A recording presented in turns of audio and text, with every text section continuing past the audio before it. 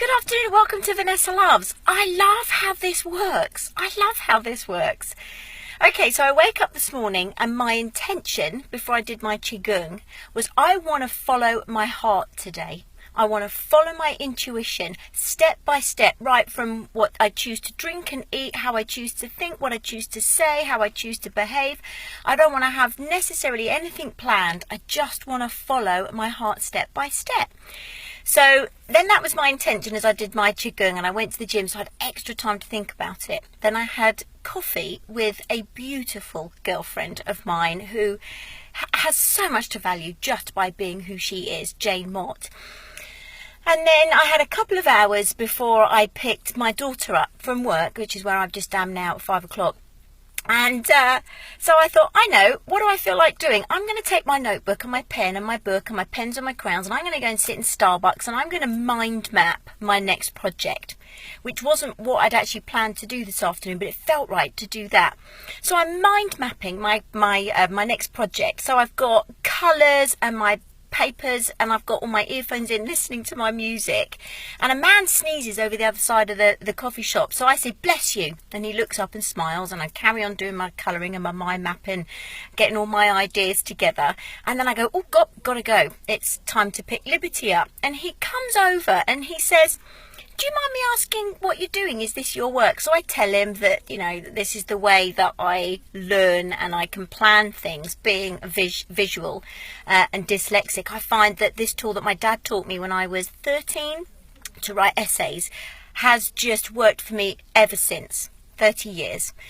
And he then asked me what it was about, and he said, oh, it's just that I'm a photojournalist and I'm looking for writers. And I thought, oh, okay, so we had this nice chat. Here's the thing that's funny.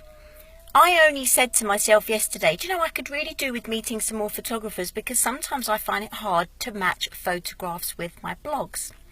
Then I was able to tell him when he said, who do I write for? I said, well, apart from myself at the minute, I'm looking to write for more people, but I do write for a guy called Beiju who has an On Spirit Global platform. Oh, that sounds interesting, he said. So I was able to give him that website. The other lovely thing was then we exchanged details, and he asked me for my details. Now, this is a strange man I've never met before. So I just watched Jill Tinney, a new contact that I'd met through Beiju.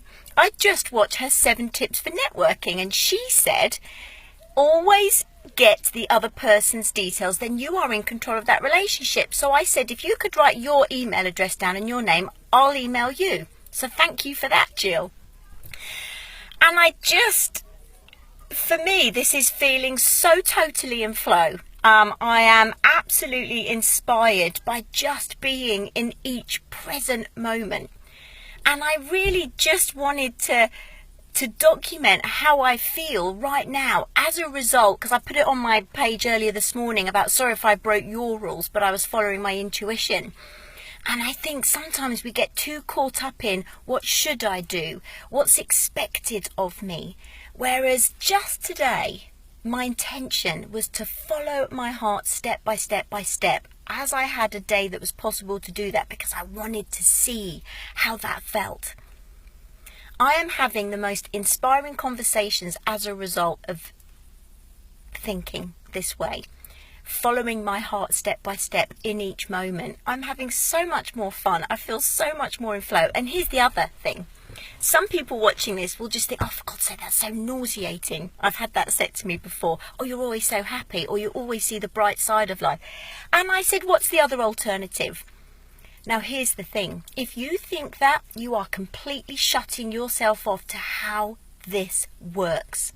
How the universal power turns the world, grows our grass and beats our hearts. If you can't be happy for other people that are happy, you've just shut yourself off. Rule number 1, be happy for other people. Because here's the thing, 3 years ago I left my husband, so I've been on my own on and off for 3 years. And I used to look at people who were happily in love and embracing and holding hands, and the guy looking out for the girl, and go, oh, that's really annoying. Why haven't I got that? How come they've got that and I haven't? So here's the thing. Lately, the last 6 months or so, I've been watching other people and thinking, oh, that's really lovely. good for them. I'm so happy. They've put my faith back in love again. And just seeing not just romantic couples, but other people looking after each other, opening the doors for people, carrying people shopping, helping them across the road, seeing people pick somebody up if they've tripped themselves up. If you can see the beauty in the world around you, follow your heart step by step and just trust. I promise you, I believe I'm an authentic example of how this works. This universal power that's turning the world, growing the grass and beating our hearts is what is guiding us and carrying us through every single day. I love how this works. Does it work for you? God bless you. Thank you for joining me today on Vanessa Loves. Bye bye.